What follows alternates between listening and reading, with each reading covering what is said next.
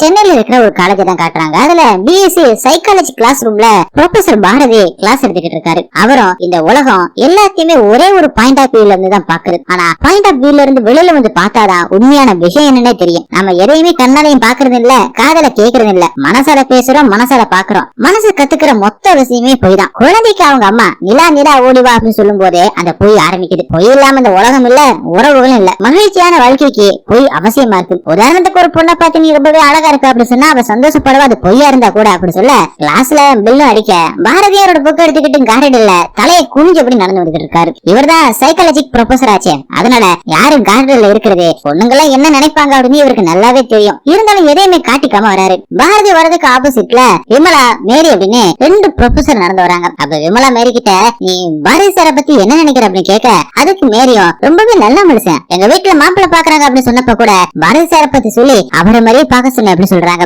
அப்படியே அவங்களும் பாரதி சார் கிட்ட வர ரெண்டு பேருமே குட் மார்னிங் சொல்ல அவரு எதையுமே பேசாம அமைதியா போறாரு. இதை பார்த்த மேரியும் விமலா கிட்ட பாத்தியா அவர் எவ்வளவு டீசெண்டா போறாருன்னு சொல்ல விமலாவும் அப்படியே யூட்டன் போட்டு வா ப்ரொஃபசர் ஹால்ல என்ன பண்ணுவாரு அப்படிங்கிறது நான் உனக்கு காட்டுறேன் அப்படின்னு சொல்லி கூட்டிட்டு போக அங்கேயும் பாரதியும் கேரம் விளையாண்டபடி இவங்க பாக்கமா என்ன விமலா அரேபியன் குதிரை மாதிரி கார்டன்ல நடந்து போன அப்படின்னு சொல்ல பாத்தீங்களா சார் நான் கூட உங்களுக்கு விஷ் பண்ணனே அப்படின்னு சொல்ல நான் கூட தலையாட்டினே கார்டன்ல சிசிடிவி கேமரா இருக்கு அங்க எப்படி பேச முடியும் அப்படி சொல்லும் போதே பாரதியோட கேரக்டர் என்ன அப்படிங்கிறது நமக்கு தெளிவாவே தெரிய வருது. அப்பதான் பாரதியும் விமலா கொஞ்சம் வெயிட் போட்டுட்ட போல இருக்கே, வாக்கியெல்லாம் போறது இல்லையா, உடம்பு கட்டு குப்பை வச்சுக்கிட்டா தானே பாக்க அழகா இருப்பீங்க, இப்ப மேரி மிஸ் பாருங்க எப்படி ஃபிட்டா இருக்காங்கன்னு டெய்லியும் ஒரு 2 கிலோமீட்டர் நடந்து வந்து பஸ் ஏறுங்க அப்படின்னு சொல்லி அவங்கள வர்ணிக்கிறாங்க. உடனே விமலாவும் சார் பஸ் லேட் ஆயிடுச்சு அப்படின்னு சொல்லிட்டு அங்க இருந்து கிளம்புறாங்க. அப்படி வெளியில வந்துட்டு மேரி விமலா கிட்ட பாரதி சார் நல்லவர் நினைச்சேன், ஆனா இப்படி பேசுவாருன்னு நினைச்சு கூட பாக்கல அப்படின்னு சொல்றாங்க. அதுக்கு விமலாவும் எல்லா ஆம்பளைங்களையும் கல்யாணம் தான் அப்படின்னு சொல்றாங்க. அங்கே கட் பண்ணி பாரதியோட பையன் வசீகரனை காட்டுறாங்க. அவன் அவனோட ஃப்ரெண்டு கூட சேர்ந்து ஒரு யூடியூப் சேனல் வச்சு நடத்திக்கிட்டு இருக்கான். அதுல முழுக்க ரெண்டு பேருமே சண்டை பிடிச்சிக்க மாதிரி தான் கண்டென்ட் போடுவாங்க.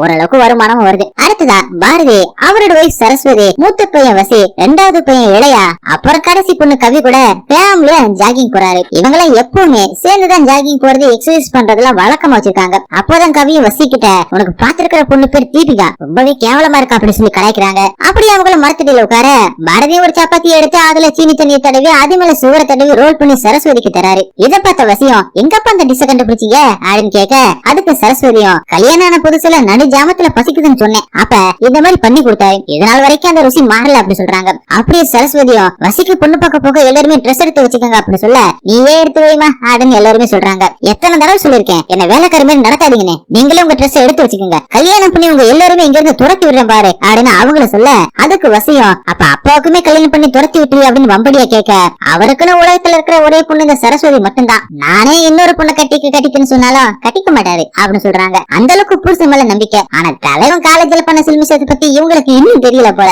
அவங்கள அப்படி பேசிக்கிட்டு இருக்க பாரதியோ நாளைக்கு வசிக்கு பொண்ணு பார்க்க என்னால வர முடியாது, எனக்கு ஒரு செமினார் இருக்குன்னு சொல்ல மத்தவங்களும் சரி நாங்களே போயிட்டு வரோம் அப்படின்னு சொல்றாங்க. அன்னைக்கு நைட்டு பாரதியும் அவரோட ஃபேமிலி கூட உட்காந்து பேசிக்கிட்டு இருக்காரு. அப்ப வசிக்கிட்ட பொண்ணு இப்படி இருக்க போதோ அப்படிங்கிற ஆர்வமா இருக்கியாடா அப்படின்னு பாரதியும் கேட்க அவ எங்க ஆர்வமா இருக்க போறான், அதான் பொண்ணோட போட்டோ வச்சு பாத்துக்கிட்டு இருக்கானே அப்படின்னு கவி நக்கல் அடிக்கிறான். இப்பெல்லாம் போட்டோவை பத்தியும் முடிவு பண்றீங்க, ஆனா காலேஜ் படிச்சுக்கிட்டு இருக்கும்போது திடீர்னு உடனே எங்க அம்மா வந்து வாடா ஒரு வீட்டுக்கு போற அப்படின்னு கூட்டிட்டு போனாங்க. சரின்னு போனேன், அது உங்க அம்மா வீடு, அப்பதான் எனக்கு பொண்ணு பார்க்க வந்திருக்கோம்னு புரிஞ்சுது. நானும் அந்த புரிஞ்சுக்கிட்டு ஏதாவது சொல்லி தட்டி கழிக்கலான்னு நினைச்சேன். ஆனா உங்க அம்மா முழு நிலவு மாதிரி வந்து நின்னா பாரு, அப்படி ஒரு அழகான பொண்ணு அதுக்கு முன்னாடி நான் பார்த்ததே இல்ல. உடனே சரின்னு சொல்லிட்டேன், என் வாழ்க்கையில முதலும் கடைசியுமா பார்த்த பொண்ணு உங்க அம்மா தாண்டா அப்படின்னு சொல்ல அவரோட பசங்களும் இதோட அந்த கதையை லட்சம் தடவை சொல்லிட்டீங்கப்பா அப்படின்னு கலாய்க்க அதுக்கு சரஸ்வதியும் நாளைக்கு வசி பார்க்க போற அந்த முத பொண்ணு அவரோட வாழ்க்கை துணையா வரணும் அப்படிங்கிறதுக்காக தான் அப்பா சொல்றாரு அப்படின்னு சொல்லி எல்லாரையுமே ஆஃப் பண்றாங்க. அடுத்த நாள் பாரதியை தவிர எல்லாருமே பொண்ணு பாக்குறதுக்காக கேரளா வராங்க. மாப்பிள்ளைய கூட்டிட்டு போறதுக்காக தீபிகாவோட தங்கச்சி பாரு தான் வந்திருக்காங்க. இதை பார்த்த வசியம் அவங்க அம்மா கிட்ட என்னமா வரவேற்க பெரியவங்க வருவாங்க பார்த்தா ஒரு சின்ன பொண்ணு அனுப்பியிருக்காங்க, இந்த சம்பந்தம் வேணாமா அப்படின்னு சொல்லிட்டு வரான். அப்படியே வீட்டுக்குள்ள வந்தவங்கள தீபிகாவோட அப்பா சுப்பிரமணியம் அவங்கள அம்மாவை உட்கார வச்சுட்டு தீபிகாவை புடவை கூட்டிட்டு வர சொல்றாங்க. ஆனா தீபிகாவும் போட்டு இருந்த அந்த மாடர்ன் ட்ரெஸ்லயே வந்து உட்கார உன்னை பார்த்ததும் சரஸ்வதிக்கு ரொம்பவே பிடிச்சு போகுது. தீபிகாவும் அவங்க கிட்ட எனக்கு சமைக்க தெரியாது, பாட தெரியாது, ஒரு டீ கூட போட தெரியாது, ஆனா வல்லம் ஓட்டுவேன், மீன் பிடிப்பேன், நல்லா நீச்சல் அடிப்பேன் அப்படி சொல்ல பரவாயில்ல வீட்டு வேலையா நான் சொல்லித்தரேன், நீ எனக்கு மீன் பிடிக்கும் நீச்சல் அடிக்கும் சொல்லித்தாடுன்னு சரஸ்வதி சொல்றாங்க. அப்படியே ரெண்டு பேத்தையுமே தனியா பேச விட அவங்களும் வழக்கம் போல மாடிக்கு போய் பேசுவாங்கன்னு பார்த்தா தீபிகா வசி வசிய வள்ளத்துல ஏத்திக்கிட்டு ஒரு இடத்துக்கு போறாங்க.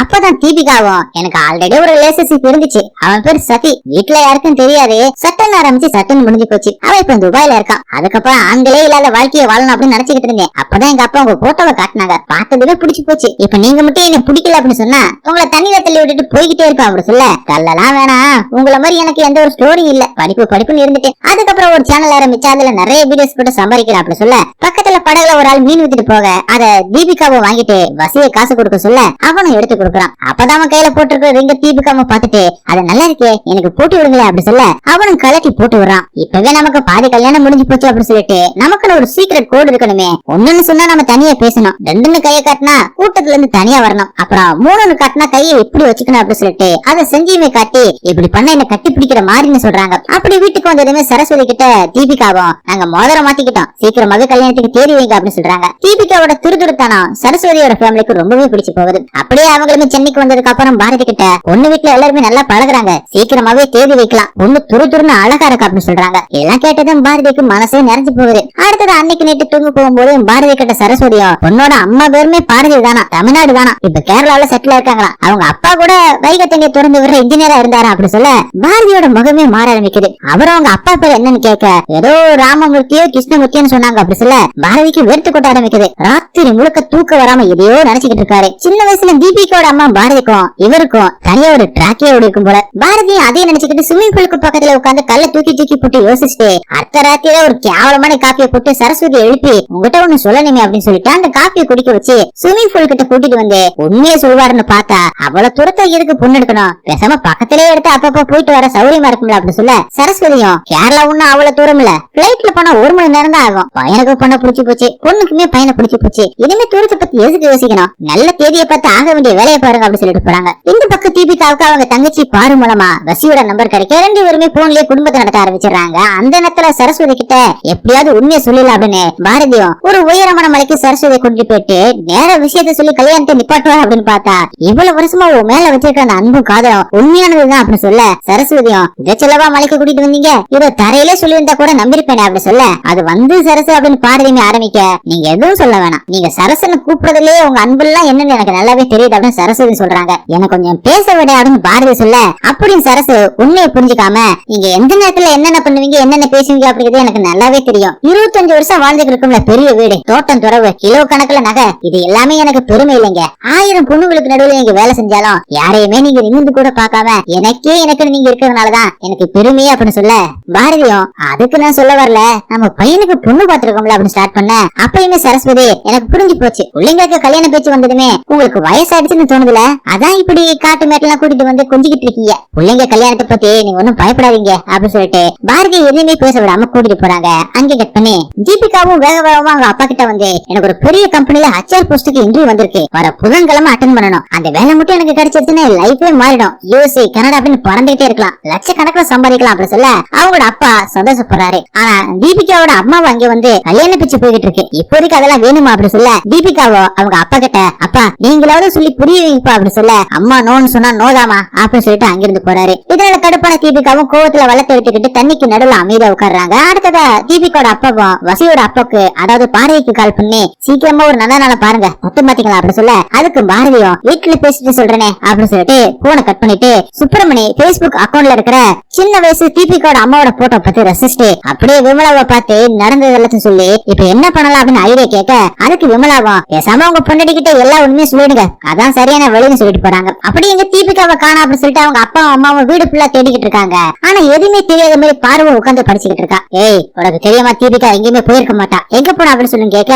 அப்பதான் பார்வை அவங்க அம்மா கிட்ட நீங்க நேரா போய் உங்க டேப்லெட் பாக்ஸ செக் பண்ணுங்க, அதுல ஒரு 10 தூக்க மாத்திரை குறைஞ்சிருக்கும், அப்படியே அந்த டேபிள் மேட்ல ஒரு லெட்டர் இருக்கு, அது ஒரு சூசைட் லெட்டர், அந்த லெட்டருக்கு மேல ஒரு கிளாஸ் தண்ணி இருக்கும், அந்த லெட்டரை படிச்சு நீங்க எமோஷனல் ஆயிட்டீங்க அப்படின்னா அந்த தண்ணியை குடிங்க. அவ இதோட 34 தடவை காணாம போயிருக்கா, நீங்களும் அவளை முத தடவை தேடுற மாதிரியே தேடுறீங்க, போய் தூங்குற வெளியே பாருங்க காலையில வந்துடுவா அப்படின்னு சொல்றா. அந்த நேரத்துல பாரதியும் வசியோட ஃப்ரெண்ட் கிட்ட நடந்ததெல்லாம் சொல்லி இப்ப எப்படி இந்த கல்யாணத்தை நிறுத்த போறேன்னே தெரியல அப்படின்னு புலம்ப அதுக்கு ஃப்ரெண்டும் நீங்க நடந்ததெல்லாம் விமலா கிட்ட சொன்னீங்க அப்படின்னு கேட்க அதுக்கு பாரதியும் விமலாவுக்கு என் மேல ஒரு கிரஷ் இருக்கு, அதனால நல்ல ஐடியா கொடுப்பா நினைச்சுதான் கேட்டேன் அப்படின்னு சொல்ல அதை கேட்ட ஃப்ரெண்டும் விமலாண்டி சொன்னதுதான் சரி, நீங்க பேசாம எல்லா உண்மையுமே சரஸ்வதி ஆண்டி கிட்ட சொல்லிடுங்க அப்படின்னு சொல்றான். அதுக்கு தைரியம் இல்லாம தானே உன் கூட வந்து சரக்கு அடிச்சுக்கிட்டு இருக்க அப்படின்னு பாரதி சொல்ல, அப்பதான் வசியோட ஃப்ரெண்டோ பாரதி கிட்ட சரக்கு போட்டுட்டு வீட்டுக்கு போங்க, ஆண்டி தூங்கிக்கிட்டு இருப்பாங்க, அவங்களுக்கு முன்னாடி எல்லாத்தையும் சொல்லி ரிஹர்சல் பாத்துக்கங்க, அப்புறம் விடிஞ்சதுக்கு நேர்ல சொல்லிடுங்க அப்படின்னு சொல்றான். அந்த ஐடியா சரின்னு பாரதிக்கு படவும் அவரை வீட்டுக்கு வந்து தூங்கி இருக்கிற சரஸ்வதி பக்கத்துல உட்கார்ந்து அவங்க கிட்ட ஒரு உண்மையை சொல்லணும். அது எப்படி சொல்றதுன்னு தெரியல. நான் ஸ்கூல் படிக்கும் போது எனக்கு ஒரு லவ் இருந்துச்சு, அதுவும் 12th. ஆனா அவ செம்ம அழகா இருப்பா சரசு, அவதான் வாழ்க்கைன்னு அவதான் உலகம் இருந்தேன். ஆனா எல்லாருமே சேர்ந்து புடிச்சிட்டாங்க. அதுக்கப்புறம் தான் உன்னை பொண்ணு பார்த்து கல்யாணம் பண்ணிக்கிட்டேன். என் வாழ்க்கையில முத பொண்ணு நீதான் சரசு. அதெல்லாம் லவ் கணக்குல வரும். அது கூட நான் ஏன் இப்ப சொல்றேன்னா, தீபிகாவோட அம்மா பாரதி தான் என்னோட முன்னாள் லவர்னு சொல்லிட்டு ரிஹர்சல் ஓவர் காலையில எழுந்து உண்மையை சொல்லலாம் அப்படின்னு படுத்து தூங்குறாரு. ஆனா சரஸ்வதி தூங்காம தான் இருந்திருக்காங்க. அவளும் எல்லாத்தையுமே கேட்டு எழுந்து குமுறு குமுறுன்னு பாரதிய குமுறி ஸ்விம்மிங் பூல் கிட்ட இழுத்துட்டு வர, அப்பதான் பாரதியும் என்ன நடந்துச்சு நான் சொல்றேன் அப்படின்னு சொல்ல வர, உங்க காதல் கதையெல்லாம் கேட்க நான் விரும்பல, ஒரு பொய்ய ஒரு மனுஷன் ஆயுசுக்குமா சொல்லுவான் அப்படின்னு சரஸ்வதியும் சண்டை போடுறாங்க. அவங்கள சமாதானப்படுத்த பாரதியும் சரஸ் சரஸ் அப்படின்னு கூப்பிட, இந்த மாதிரி இனிமே கூப்பிடாதீங்க, கேட்கவே கூசுது அப்படின்னு சரஸ்வதி சொல்றாங்க. சரி அதை விட இப்ப இந்த கல்யாணத்தை எப்படி நிறுத்தணும்னு சொல்லு அப்படின்னு பாரதியும் கேக்குறாரு. அந்த பொண்ணோட அம்மாவை நீங்க காதலிச்சிருக்கீங்கன்னு ஒரு மட்டமான காரணத்தை சொல்லி கல்யாணத்தை நிறுத்த முடியும், காரணம் சொல்லாம இந்த அந்த எழுத்து வைப்போம், அதுக்கப்புறம் ஏதாவது ஒரு காரணத்தை கண்டுபிடிச்சு வேணாம்னு சொல்லல அப்படின்னு சரஸ்வதினு சொல்ல, அந்த நேரம் பத்தி கேட்ட யார தட்டுறாங்க. சரசும் பாரதியும் போய் கேட்ட திறந்து பாக்க அங்க வந்திருக்கிறது வேற யாரும் இல்ல, தீபிகா தான். இன்ட்ரிக்காக வந்திருக்காங்க போல. அவங்கள பார்த்ததுமே சரஸ்வதியும் பாரதியும் அதிர்ச்சி ஆகிறாங்க. அங்க கட் பண்ணி தீபிகா ஊருக்கு வரதுக்கு முன்னாடி அவங்களோட அப்பா தான் தீபிகா கிட்ட, நீ சென்னை போய் இன்டர்வியூ அட்டெண்ட் பண்ணிட்டு வாமா, உங்க அம்மா திட்டினா நான் வாங்கிக்கிறேன், உங்க அம்மா திட்டுறது எனக்கு ஒன்னும் புதுசு இல்லமா அப்படின்னு அனுப்பி வச்சிருக்காரு. அந்த தைரியத்துலதான் தீபிகா சென்னை வந்திருக்காங்க. அப்படியே வசியோட அப்பா அம்மா கிட்ட தீபிகாவும், நாளைக்கு ஒரு இன்டர்வியூ இருக்கு, உங்க வீடு இருக்கும் போது வெளியில தங்கினா நல்லா இருக்காதுல்ல, அதான் இங்க வந்துட்டேன் அப்படின்னு சொல்ல, பாரதியும் உங்க அம்மா எப்படி இருக்காங்கம்மா அப்படின்னு கேக்குறாரு. அதுக்கு தீபிகாவும் சூப்பரா இருக்காங்களே அப்படின்னு சொல்ல, அதை பார்த்து சரசு முறைக்கிறாங்க. அப்பதான் தீபிகாவும், நான் வந்திருக்கேன்னு வசிக்கிட்ட சொல்லாதீங்க, நானே சர்ப்ரைஸ் அப்ப நிக்கிறேன், அப்படியே ஆடி போடுவோம் அப்படின்னு சொல்லிட்டு அவ ரூமுக்கு போக, அங்க தீபிகா வருவா அப்படின்னு பாரு சொல்ல, அவங்களாம் சேர்ந்து தீபிகாவுக்கும் சர்ப்ரைஸ் தராங்க. அடுத்து நான் பாரதியும் விமலா கிட்ட, நான் உட்கார்ந்து இருக்கிற 2 பெஞ்சு தள்ளிதான் தீபிகாவோட அம்மா ஸ்கூல் படிக்கும்போது உட்கார்ந்துருப்பா. அவளோட ஜிமிக்கி, காதோட இருக்கிற அந்த கோணமுடி, அப்புறம் தலை அசைக்கும் போது ஜிமிக்கி போடுற அந்த தாளம், இதெல்லாம் பாத்துக்கிட்டே இருக்கலாம் அப்படின்னு சொல்ல, நீங்க இன்னும் அந்த காலத்தை விட்டு தாண்டல, சொல்லப்போனா நீங்க உண்மையிலும் தீபிகாவோட அம்மாவை லவ் பண்ணல, ஒரு பொண்ணு மேல இருக்கிற சாதாரண ஈர்ப்பு தான் உங்களுக்குள்ள இருந்திருக்கு அப்படின்னு விமலாவும் சொல்ல, அதுக்கு பாரதியும், இல்ல 35 வருஷம் கழிச்சு இன்னும் அதே காதல் எனக்குள்ள இருக்கு, அந்த தோல்வி வழின்னு சொல்ல, விமலாவும் அது காதல் இல்ல, வெறும் ஞாபகம் தான், வெற்றி தோல்வி எல்லாம் காதலியை அடைய நினைக்கிறவங்களுக்கு மட்டும்தான், காதலை அடைய நினைக்கிறவங்களுக்கு இல்ல, நல்ல காதலை ஈஸியா கடந்து வரலாம், அதுக்குன்னு நல்ல மனசு இருக்கணும், நல்ல மனுஷனா இருக்கணும் அப்படின்னு சொல்லிட்டு போறாங்க. அதுக்கு பாரதியும், என்ன அவையார் ஆத்திச்சூடி சொன்ன மாதிரி நல்லா நச்சுன்னு சொல்லிட்டு போறல அப்படின்னு நினைக்கிறாரு. அப்படி இங்க வெளியில சுத்தும் போது தீபிகாவும் வசிக்கிட்ட, உன்னை பார்க்கத்தானே இங்க வந்தேன், எனக்கு எந்த ஒரு இன்ட்ரியும் இல்ல அப்படின்னு சொல்ல, அவன் அந்த உண்மையை அவங்க அம்மாவுக்கு கால் பண்ணி சொல்லிட்டு, தீபிகா 2 நாள் இருந்துட்டு சென்னை சுத்தி பார்த்துட்டு போறேன்னு சொல்றா, நான் சுத்தி காட்டவா அப்படின்னு கேட்க, சரசுமி பதட்டமாகி, இன்னும் நிச்சயம் கூட நடக்கலடா, அதுக்குள்ள என்னடா அப்படின்னு கேட்க, வசியும், நானும் அப்பா மாதிரிதாமா, என் வாழ்க்கையில ஒரே ஒரு பொண்ணுதான், அது தீபிகா மட்டும்தான் அப்படின்னு சொல்லிட்டு போனை கட் பண்ணிடுறான். அப்பாவை பத்தி பேசுறதுமே கோவமான சரஸ்வதியும் டைனிங் டேபிள்ல இருந்த பொருள் எல்லாம் எடுத்து உடைச்சு போட்டுக்கிட்டு இருக்காங்க. அப்ப அங்க பாரதியும் வர, அவரை பார்த்த சரஸ்வதியும், நீங்க ஏன் லவ் பண்ணீங்கன்னு நான் கேட்கல, அது மாதிரி நான் எதுக்கு உடைச்சுக்கிட்டு இருக்கேன் நீங்க கேட்க கூடாது அப்படின்னு சொல்லிட்டு உங்களுக்குள்ள போன போட்டு, நானும் அப்பா மாதிரி தான், என் வாழ்க்கையில ஒரே ஒரு பொண்ணுதான் சொன்னா, அதை கேட்க எனக்கு எவ்வளவு வேதனையா இருக்கு தெரியுமா, 2 பேரும் சேர்ந்து ஊர் சுத்த போறாங்களா அப்படின்னு சொல்ல, பாரதியும் இதை இப்படியே விட முடியாது, தீபிகாக்கு உடனே ஒரு டிக்கெட் போட்டு ஊருக்கு அனுப்பணும், இல்ல பேரு கட்டு பேரு அப்படின்னு சொல்றாரு. இதுக்கு மேல என்ன இருக்கு அப்படி மாதிரி சரஸ்வதியும் பாரதியை லுக்கு விடுறாங்க. அவரும் எதையுமே பேசாம அமைதியா போறாரு. அடுத்ததா வசியோட யூடியூப் ஸ்டுடியோக்கு வந்த தீபிகாவும், இனிமே நானுமே இந்த மாதிரி வீடியோல வரணும் அப்படின்னு சொல்ல, அவங்கள வச்சு வசி ஒரு எபிசோட ஷூட் பண்ணி ரிலீஸ் பண்றான். அந்த எபிசோட கேரளாவுல இருக்கிற தீபிகாவோட தங்கச்சி பாரு பாத்துட்டு அவங்க அப்பா கிட்ட காட்ட, அவர் அதை பாத்துட்டு என் பொண்ணு என்னமா நடிக்கிற அப்படின்னு புகழ்ந்து தள்ளுறாரு. அப்படி அவங்க 3 பேருமே சாப்பிடும் போது தீபிகாவோட அம்மாவும் தீபிகா ஏதாவது போன் பண்ணாலா அப்படின்னு கேட்க, இன்டர்வியூ அட்டெண்ட் பண்ணிட்டாலாம், சீக்கிரமா வரேன்னு சொன்னா அப்படின்னு அப்பாவும் சொல்ல, அவ எங்க தங்கிருக்கா, வசியோட வீட்டுல தானே, கல்யாணத்துக்கு முன்னாடி அங்கெல்லாம் தங்குறது ஊருக்கு தெரிஞ்சு என்னத்துக்கு ஆகுது, சீக்கிரமா அவளை வர சொல்லுங்க, கையோட வசியோட அப்பாவுக்கு கால் பண்ணி கல்யாண தேதியுமே குறிங்க அப்படின்னு சொல்லிட்டு தீபிகாவோட அம்மாவும் கோவம் போறாங்க. அதே நேரத்துல பாரதியோட புக்ஸ் எல்லாத்தையுமே ஒண்ணு விடாம சரஸ்வதி எடுத்து போட்டு கழிச்சுக்கிட்டு இருக்காங்க, எதைய தேடிக்கிட்டு இருக்காங்க. அங்க அந்த பாரதியோ, என்னமாச்சு ஏமா இதெல்லாம் கழிச்சு போட்டுக்கிட்டு இருக்கா அப்படின்னு கேட்க, சரஸ்வதியும், அதான் உங்க முன்னாள் காதலோட போட்டோ இதுல எங்கேயாவது ஒளிச்சு வச்சிருப்பீங்கல்ல, அதான் பாக்குறேன் அப்படின்னு சொல்றாங்க. அதுக்கு பாரதியுமே சிரிச்சுக்கிட்டே, நீதான் தீபிகாவோட அம்மா பாரதியை பாத்துட்டு வந்திருக்கீல்ல, நான் எப்படி பார்த்தா அவ எப்படி இருக்கா அப்படின்னு நீ தான் எனக்கு சொல்லணும் அப்படின்னு சொல்ல, நான் கேட்டது ஸ்கூல் டேஸ்ல அவ எப்படி இருப்பா அப்படின்னு பாக்கணும் அப்படின்னு சரஸ்வதி சொல்ல, பாரதியும் உணர்ச்சி வசப்பட்டு பட்டு பாவாடை தாவணி போட்டு அவ்வளவு அழகா இருப்பா அப்படின்னு வர்ணிக்க, வெளியில தோட்டத்துல உட்கார்ந்துகிட்டு இருந்த தீபிகாவும் ஒரு பாட்டு பாட, அந்த பாட்டை கேட்டு பாரதியுமே கூட சேர்ந்து பாடுறாரு. அப்படி அவருக்கு லவ் பண்ண அந்த ஞாபகங்கள்லாம் வருது. கரெக்டா பாட்டு முடிய நீங்க எப்படி தீபிகா பண்ண அதே பாட்டை பாடுனீங்க அப்படின்னு சரஸ்வதி கேக்குறாங்க. அதுக்கு பாரதியும் இலக்கிய மன்ற கூட்டத்துல தீபிகாவோட அம்மா பாடின பாட்டு தான் இது அப்படின்னு சொல்ல கோபத்தோட உச்சரிக்க போறாங்க சரஸ்வதி. அங்கே கட் பண்ணி அடுத்த நாள் ஃபேமிலியா ஜாகிங் போறாங்க. அங்கேயுமே தீபிகா வராங்க. இதை பார்த்த சரஸ்வதியும் பாரதி கிட்ட ஏன் தீபிகாவை அனுப்பல அப்படின்னு கேட்க அவரும் வசி கிட்ட கேட்க வசியும் இளைய கிட்ட டிக்கெட் பண்ண சொன்னே என்னாச்சு அப்படின்னு அவங்க கிட்ட கேட்க இளையாவும் கவியை கோத்து விட்டுறான். இவங்க யாருக்குமே தீபிகாவை அனுப்ப மனசே இல்ல போல. இப்படி இவங்க ஒண்ணுக்கு ஒண்ணு குசு குசுன்னு பேசிக்கிறத பார்த்த தீபிகாவோ வசிய கூப்பிட்டு ஏன் நான் வந்தது உங்க யாருக்குமே பிடிக்கலையா, எல்லாருமே என்னை விட்டுட்டு தனியா போய் பேசிக்கிறீங்க அப்படின்னு கேட்க அது ஒண்ணும் இல்ல கல்யாணத்துக்கு அப்புறம் உன்னை எப்படி பாத்துக்க அப்புறம் அப்படின்னு டென்ஷன் அவங்களுக்கு வந்துருச்சு அதான்னு சொல்லி சமாளிக்கலாம். அன்னைக்கு நேற்று பாரதியும் வேலை முடிஞ்சு வந்ததுமே அவர்கிட்ட சரஸ்வதியும் உங்க முழு லவ் ஸ்டோரியை சொல்லுங்க, எதுக்கு நீங்க லவ் பண்ணீங்க, அப்பறையே புரிஞ்சுங்க அப்படின்னு உட்கார வச்சு கேள்வியா கேட்டுக்கிட்டு இருக்காங்க. அப்பதான் விமலாவும் பாரதிக்கு கால் பண்ண அவங்க நம்பரை விமல் அப்படின்னு சேவ் பண்ணிருக்காரு பாரதி. அதை பார்த்துட்டு சரஸ்வதியும் யார் இந்த விமல் அப்படின்னு கேட்க அது விமல் இல்ல விமலா என் கூட ஒர்க் பண்றவங்க அப்படி சொல்ல அந்த கால அட்டன் பண்ணி சரஸ்வதியும் ஸ்பீக்கர்ல போடுறாங்க. அப்பதான் விமலாவும் என்ன சார் உங்க லவ் ஸ்டோரி உங்க பொண்டாட்டி கிட்ட சொல்லிட்டீங்களா அப்படின்னு கேட்க டக்குனு பாரதி போனை கட் பண்ணிடுறாரு. என்ன தவிர எல்லாருக்குமே உங்க லவ் ஸ்டோரி தெரிஞ்சிருக்கு, ஒழுங்கா எதையுமே மறைக்காம உண்மையை சொல்லுங்க அப்படி சொல்ல பாரதியும் அந்த கதையை சொல்ல ஆரம்பிக்க அப்படியே பிளாஷ்பேக் போறாங்க. அப்படி சின்ன வயசு பாரதியுமே அவங்க வீட்டு திண்ணில உட்காந்து படிச்சுக்கிட்டு இருக்கும் போது கரெக்டா சொல்லி வச்ச மாதிரி எதிர் வீட்டுக்கு ஒரு ஃபேமிலி கூடி வராங்க. அது வேற யாரும் இல்லைங்க தீபிகாவோட சின்ன வயசு அம்மா தான். சின்ன வயசு வசியோட அப்பாவை ஹீரோ அப்படின்னு வச்சுக்கலாம், சின்ன வயசு தீபிகாவோட அம்மாவை ஹீரோன் அப்படின்னு வச்சுக்கலாம். ஹீரோவும் ஹீரோனோட பேச எப்படியாவது பாக்கல அப்படின்னு எட்டி எட்டி பாக்குறாரு. ஆனா அவங்க அதுக்குள்ள உள்ள போயிடுறாங்க. அதனால கடுப்பான நம்ம ஹீரோவும் பக்கத்துல இருந்து ஃப்ரெண்ட போட்டு அடிக்க அதை ஊரே வேடிக்கை பாக்குது. அந்த நேரத்துல உள்ள போன ஹீரோனும் வெளியில வந்து சண்டையை பாக்குறாங்க. ஆனா ஹீரோவால இப்பவுமே ஹீரோட பேச பார்க்க முடியல. அதுக்குள்ள அவங்க மறுபடியும் உள்ள போயிடுறாங்க. ஹீரோட அப்பாவும் போய்க்கு மாதிரி தெருவுல சண்டை போடுறான் அப்படின்னு திட்டிக்கிட்டு இருக்காரு. அடுத்தது ஹீரோவும் ட்ரெயின் சவுண்ட் கேட்கறதுக்காக ஒரு தண்டவடத்துல காதை வச்சு கேட்கும் போது ஹீரோன் அங்க கொலுசு போட்டுட்டு வராங்க. அங்க கட் பண்ணி இப்ப லைவ்ல தீபிகாவும் அவங்க அம்மா கிட்ட நான் சும்மாதாமா பாத்துட்டு போலான்னு வந்தேன், அங்கிள் தான் இங்க தங்க வச்சிட்டாருன்னு சொல்ல அதுக்கு அம்மாவா கல்யாணம் ஆகாம அங்க தங்குறது தப்புமா, நீ கிளம்பி வாமா அப்படின்னு சொல்றாங்க. அப்பதான் தீபிகாவும் பேசிக்கிட்டு சரஸ்வதியும் வாரி இருக்கிற அந்த இடத்துக்கு வந்து அவங்க அம்மா கூட போன்ல இத ஃபேமிலிக்கு நான் ரொம்பவே பிடிச்சு போச்சுமா, நிச்சயதார்த்த தேதி வச்சுதாமா அனுப்புவாங்க போல, நீ வேணும்னா அங்கிள் கிட்ட பேசுவேன் அப்படின்னு சொல்லிட்டு போன பாரதி கிட்ட கொடுக்க உச்சுமே இல்லாம அந்த போன காதுல வச்சு பாரதியும் அன்பா அப்படின்னு கூப்பிடுறாரு. இது சரஸ்வதி பாக்குறாங்க. ஆனா அந்த பக்கம் தீபிகோட அப்பா அதுக்குள்ள போன வாங்கிட்டாரு போல. அவரும் பாரதி கிட்ட பாப்பா கல்யாணத்துக்கு முன்னாடி உங்க வீட்டுல இருக்கிறது நல்லதில்ல அப்படின்னு எங்க வீட்டுல ஃபீல் பண்றாங்க, அப்புறம் சீக்கிரமா தேதி வச்சீங்கன்னா நல்லா இருக்கும் அப்படின்னு அவரும் சொல்றாரு. தீபிகாவை அனுப்பி வச்சுட்டு வீட்டுல டிஸ்கஸ் பண்ணிட்டு தேதியை சொல்ற அப்படின்னு பாரதியும் சொல்லிட்டு போன தீபிகா கையில கொடுக்குறாரு. அவங்களுமே போன் எடுத்துக்கிட்டு அங்க இருந்து போறாங்க. அங்கே கட் பண்ணி அடுத்த நாள் சரஸ்வதியை கூட்டிக்கிட்டு பாரதியும் தனியா ஒரு இடத்துக்கு வராரு. அதை பார்த்த சரஸ்வதியும் தனியா கதை சொல்றதெல்லாம் ஓகேதான், அதுக்குன்னா இவ்வளவு தனியாவா அப்படின்னு கலாய்க்கிறாங்க. நீ என்னத்தையோ சொல்லிட்டு போ அப்படின்னு சொல்லிட்டு நான் கதை சொல்றேன் அப்படின்னு ஆரம்பிக்கிறாரு பாரதி. அப்படியே பிளாஷ்பேக் போறாங்க.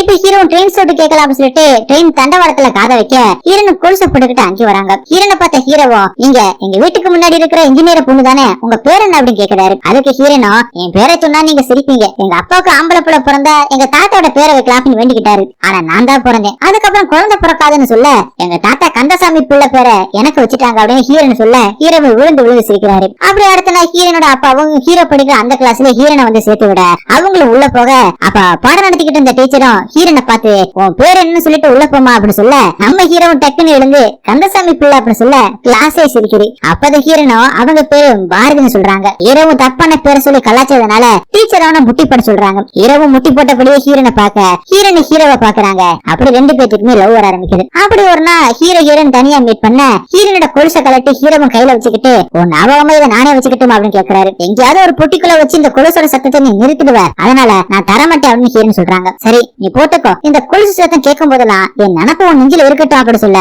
சட்டார்னு கட் பண்ணி இங்க பாரதியோட சட்டையை பிடித்து சரஸ்வதியும் இதுக்கு முன்னாடி நீ கழுத்துல போட்டிருந்த அந்த கொலுசோட சங்கிலிக்கு என்ன கதை சொன்னீங்க அப்படின்னு கேட்க அது எங்க அம்மாவோட கொலுசுன்னு போய் சொன்ன அப்படின்னு பாரதி சொல்ல பேசுற பேச்செல்லாம் போய் இப்படிப்பட்ட ஆளை நான் பார்த்ததே இல்ல அப்படின்னு கோபமா சொல்லிட்டு வேகமா போய் கார் எடுக்க பின்னாடி ஓடி போய் பாரதியும் வண்டியில என்ன விட்டுட்டு போயிடாது அப்படின்னு உட்கார்றாரு. அவங்கள வீட்டுக்கு வர வீட்டுல இருந்தவங்க எல்லாம் கிரிக்கெட் விளையாண்டுட்டு இருக்காங்க. அப்ப பாரதியும் சரஸ்வதி கிட்ட நம்ம சண்டை எல்லாம் பசங்களுக்கு தெரிய வேணாம், அவங்களுக்கு முன்னாடி கேஷுவலாவே இருப்போம் அப்படின்னு சொல்ல அதுக்கு சரின்னு சொன்ன சரஸ்வதியும் அந்த கொலுசு சங்கிலியை கழட்டி தலையை சுத்தி விட்டு எரிஞ்சிட்டு வந்துருங்க, இனிமே அவங்க ஞாபகமா அந்த வீட்டுல எந்த ஒரு பொருளுமே இருக்க கூடாதுன்னு சொல்லிட்டு காரை விட்டு இறங்கி வீட்டுக்குள்ள போறாங்க. அதுக்கப்புறமா பாரதியும் அந்த செயினை பகுதியமா கழட்டி ஒரு மரத்துக்கு பக்கத்துல வச்சுட்டு யாருக்கும் தெரியாம அப்புறமா வந்து எடுத்துக்கலாம் அப்படின்னு வராரு. ஆனா கிரிக்கெட் பால் அந்த மரத்துக்கிட்டே போக எதாச்சும் அந்த செயினை தீபிகாவும் எடுத்து நல்லா இருக்கே இந்த செயின் அப்படின்னு சொல்ல இது எங்க அப்பாவோடது, இதுக்கு பின்னாடி ஒரு கதையே இருக்குன்னு சொல்ல அது என்ன வேணா இருந்துட்டு போட்டோம், இனி இதை நானே வச்சுக்கிறேன், என் கழுத்துல போட்டு விடு, இனிமே எந்த கியூட்டா இருந்தாலும் நீ தான் பிரசன்ட் பண்ணணும் அப்படின்னு வசிக்கிட்ட சொல்ல அவன் அந்த செயினை தீபிகாவுக்கு போட்டு விடுறான். இது மேல இருந்து சரஸ்வதியை பார்த்துட்டு கோமா வீட்டுக்குள்ள போறாங்க.